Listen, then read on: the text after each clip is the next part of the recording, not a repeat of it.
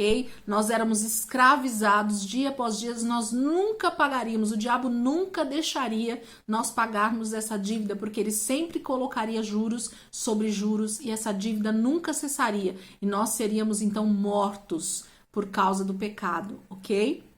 Mas Cristo entrou na história como alguém que é nosso irmão mais velho. Então, esse parente próximo da redenção lá dos judeus, que eles entendiam como redenção, esse parente mais próximo só podia ser o próprio Filho de Deus, só podia ser o próprio Jesus a pagar essa dívida por mim e por você. E automaticamente a palavra diz que eu fui adotado, eu fui então passado a estar dentro da família de Deus e por isso não mais tratado simplesmente como escravo, mas tratado como filho adotivo. A palavra fala que nós somos co-herdeiros com Cristo, nós fomos adotados, nós somos filhos adotivos de Deus por conta desse novo nascimento, por conta dessa compra que Jesus fez por mim e por você. E por causa disso, há esse entendimento dos judeus e nós precisamos entender essa questão da redenção. Então a redenção era o resgate de uma propriedade que tinha sido então tomada por uma dívida muito alta. Então nós éramos propriedade de Deus, mas o diabo por conta do pecado tinha nos levado escravos, nos escravizado no pecado. Mas Jesus veio e comprou essa propriedade para Deus novamente. Nós nos tornamos escravos do próprio Deus, mas escravos em amor, a palavra diz. Eu quero ler com vocês uma passagem que me faz entender exatamente o que significa esse estado de escravidão, não mais do diabo, mas esse escravo do próprio Deus que eu me torno através dessa redenção. E é isso que eu quero que você entenda com essa lição, porque muitos cristãos, queridos, têm vivido uma vida errada. E me entendo o que eu quero dizer aqui nesse momento.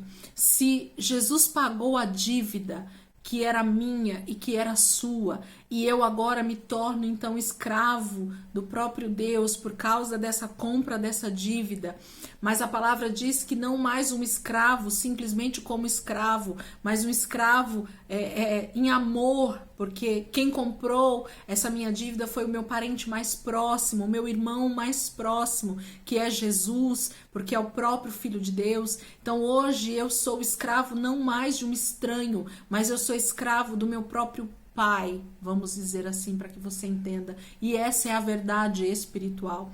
E aí muitos cristãos, eles costumam acreditar que essa liberdade, através dessa compra de Jesus, é uma liberdade para eu fazer o que eu bem entendo, o que eu bem quero. Agora eu faço da minha vida o que eu bem entender. E queridos, entenda espiritualmente o que eu vou dizer aqui. Peça ao Espírito Santo para fazer você entender essa questão dessa compra.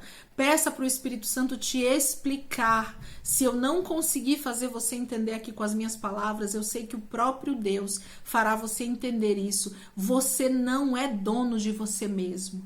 Você é escravo de Deus. Porque ele comprou você. A dívida que era sua, ele pagou. Só que ele diz assim, agora tudo que é seu é meu. Lembra da história do José, do Isaac e do Manuel? O Manuel pagou a dívida do seu sobrinho José. Mas tudo que era do José antes, que tinha sido pago como dívida para o Manuel, agora para o Isaac, agora passava a ser do seu tio. Então o José, ele não era um livre, simplesmente como livre, e ele podia tomar tudo que era dele e voltar para sua terra e voltar a fazer as coisas que ele fazia. Não, ele não pagou a dívida. Ele não pagou a dívida. Eu e você não pagamos a dívida. Quem pagou a dívida que eu tinha e que você tinha foi o próprio Cristo, foi Jesus. Eu sou escravo do próprio Deus, mas não um escravo qualquer. A palavra nos diz que nós somos escravos em amor, de amor, porque Ele comprou a minha dívida e me fez sentar à mesa com Ele. Hoje eu não tenho uma condição de simplesmente escravo, mas a palavra diz que eu sou filho.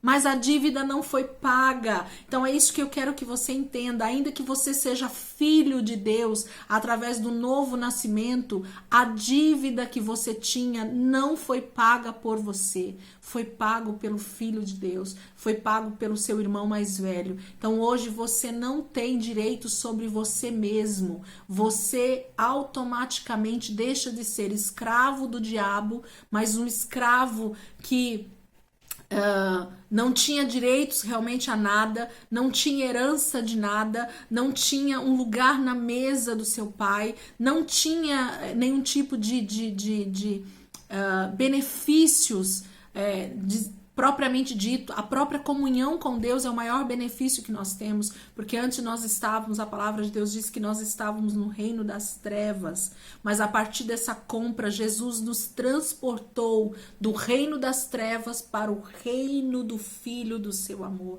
Nós temos um lugar à mesa de Deus, nós temos um lugar à mesa do Senhor, nós temos o melhor banquete, o melhor alimento, nós temos a melhor condição de vida, nós temos vida eterna, nós temos uma eternidade com Deus. Isso pagamento nenhum faria nessa terra. Nós não conseguiríamos pagar essa dívida de forma nenhuma, de maneira nenhuma nós conseguiríamos pagar essa dívida, ok?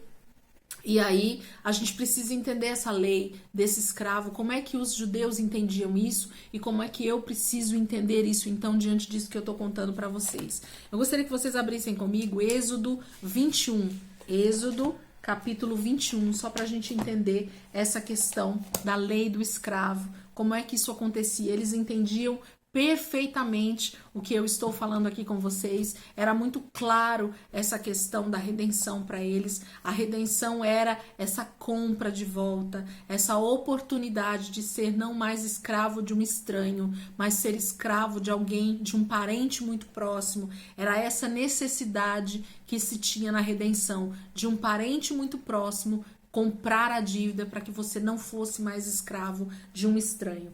Êxodo 21 diz assim, a lei acerca dos escravos hebreus. Eu não sei como tá aí na sua Bíblia, mas na minha o título tá assim. Aí diz assim, ó, são estas as leis que você proclamará ao povo, né? Deus dizendo isso para Moisés.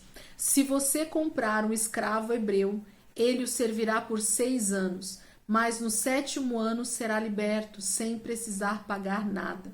Se chegou solteiro, solteiro receberá liberdade. Solteiro receberá liberdade. Mas se chegou casado, sua mulher irá com ele. Se o seu senhor lhe tiver dado uma mulher, e esta lhe tiver dado filhos ou filhas, a mulher e os filhos pertencerão ao senhor. Somente o homem sairá livre.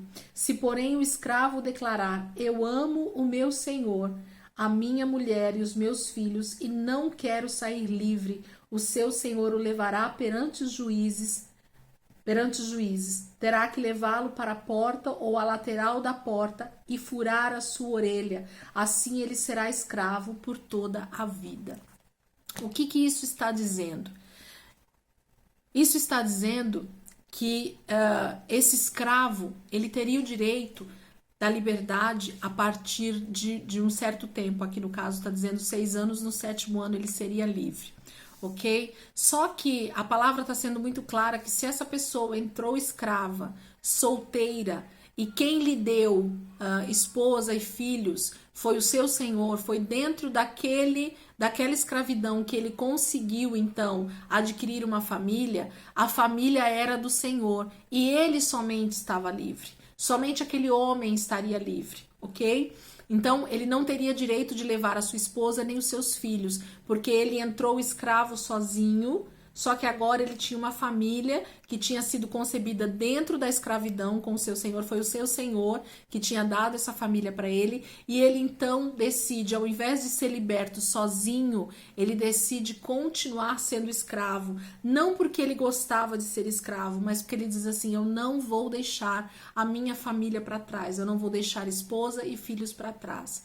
O que essa lei do escravo mostra para nós? Primeiro, que nós estamos dispostos a lutar e a ser escravos do nosso Deus por amor, para o resto da vida, para que outras pessoas não fiquem escravas e nós somente livres. O entendimento espiritual dessa palavra é fantástico, queridos, porque nós decidimos continuar escravos de Deus, do nosso Redentor, porque na verdade nós não queremos ser livres sozinhos, nós queremos ser livres com todas as pessoas que estão ao nosso redor, e o nosso Deus nos dá essa condição de nós permanecermos. Então, como a palavra está dizendo, com a orelha furada, há um entendimento fantástico aí a respeito do instrumento que era usado. Na época eu falei com os alunos, eu acabei não preparando aqui, mas num outro momento eu mostro para vocês. É um instrumento chamado sovelo, né? Era com esse instrumento, com essa parecia uma ponteira que era furada a orelha do escravo ali na porta da cidade, diante de autoridades, que ele estava dizendo que ele decidia não ser livre, porque ele amava o seu Senhor. Então, hoje nós temos condição de dizer isso para o nosso Deus, porque nós somos escravos por amor, nós amamos o nosso Senhor, nós amamos aquele que nos comprou, e nós não queremos sair livres simplesmente no sentido de uma liberdade e deixar para trás as pessoas que nós amamos. Nós queremos continuar escravos por amor do nosso Deus, do nosso Redentor, para que eu possa continuar com a minha família, para que eu possa alcançar o máximo de pessoas possíveis, para que eu possa continuar em comunhão com os nossos. Então, essa palavra sobre o escravo, se você puder meditar um pouquinho mais nela depois, se em outra oportunidade a gente vier trazer esse assunto à tona novamente, a gente explica um pouquinho melhor ele, mas é fantástico entender que hoje eu decido ser escravo por amor. Eu decido ter a orelha furada, como esse escravo pede, né? Eu não quero deixar o meu Senhor, porque eu amo o meu Senhor, porque Ele me trata com amor, porque eu sento à sua mesa. Eu não sou um escravo qualquer, mas eu sou um escravo comprado, foi tirada a minha dívida, e eu decido servir ao meu Senhor com todas as minhas forças para o resto da minha vida, porque Ele pagou o preço pelo meu pecado, Ele pagou o preço pelo seu pecado. Então, decida viver como servo desse Senhor, por causa desse amor, por causa dessa redenção que Jesus fez por mim e por você, ok? Então, essa é a palavra sobre redenção. Nós temos um assunto que eu acho que eu vou deixar para a próxima aula, que tem a ver com esse, e que eu até queria falar dentro desse contexto aqui, que tem tudo a ver, que é justamente sobre a questão do sacrifício de Jesus, sobre essa redenção, né? Mas como a aula está bem extensa, eu vou deixar essa aula, essa continuação dessa aula para a próxima aula, para não ficar tão extenso esse ensino. E aí a gente vai falar especificamente sobre Êxodo 12, que vai falar sobre essa questão da redenção, sobre a forma com que Jesus nos redimiu, a forma com que a palavra nos mostra que essa compra aconteceu em favor da minha vida e da sua vida. E nós vamos ver exatamente o que aconteceu na cruz do Calvário e o que aconteceu em Êxodo 12, através da primeira Páscoa. Nós vamos entender o contexto dessa situação para que a gente entenda então por completo essa questão do perdão, da redenção e da remissão dos nossos pecados. Amém, queridos? Que Deus possa trazer entendimento ao teu coração a respeito desse assunto. Se ficou alguma dúvida, o meu e-mail vai estar aí no rodapé do vídeo, você pode mandar um e-mail. Se você quiser mandar alguma questão para a gente tentar esclarecer, pode mandar lá, que a gente vai estar fazendo isso em nome de Jesus, tá bom? E aí a próxima aula eu vou estar falando sobre essa questão da cruz, da redenção, propriamente dito, de como foi esse sacrifício diante da palavra de Deus, do Velho Testamento para o Novo Testamento, para a gente entender esse contexto do que aconteceu. Amém? Deus abençoe. e uma ótima semana para vocês.